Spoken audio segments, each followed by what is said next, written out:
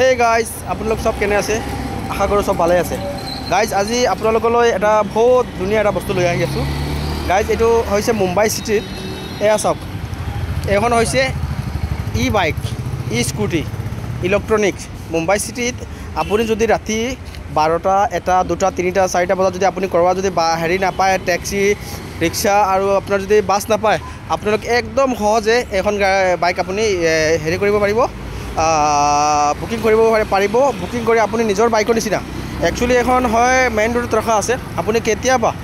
যিকোনো সময়ত আপুনি স্কেন কৰি চাওক স্কেনাৰ আছে আপুনি স্কেন কৰি আপুনি যিকোনো সময়ত বাইকখন লৈ আপোনাৰ ঘৰত যাব পাৰিব আপোনাৰ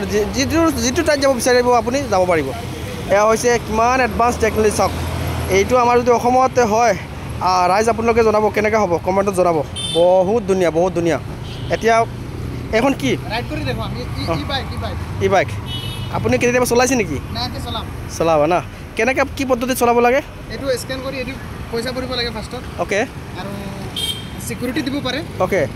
মান্থলিও আছে ওকে আছে ওকে ৱাও ভেৰি নাইস এয়া চাওক এখন মুম্বাই চিটি হয় মুম্বাই চিটি তেনেকৈ মেইন ৰোডত ৰখা আছে কিমানখন আছে চাওক কিমানখন বাইক আছে ৰখা আছে কোনেও কেতিয়াও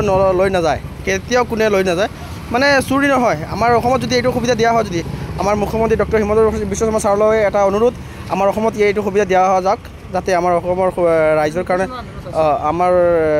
ৰাইজৰ কাৰণে এটা ভাল সুবিধাজনক হ'ব এয়া চাওক কিমানখন গাড়ী ৰাস্তাৰ কাষতে পেলাই থোৱা আছে যাৰ যেতিয়া প্ৰয়োজন হয় স্কেন কৰি লৈ নিজৰ সুবিধা মতে য'তে যাব বিচাৰে য'ত যাব পাৰিব এয়া চাওক এতিয়া আমি ৰাইড কৰি আপোনালোকক দেখুৱাম কেনেকৈ কেনেকৈ কৰিব লাগে আপোনালোকে চাব ৰাইজ অ'কে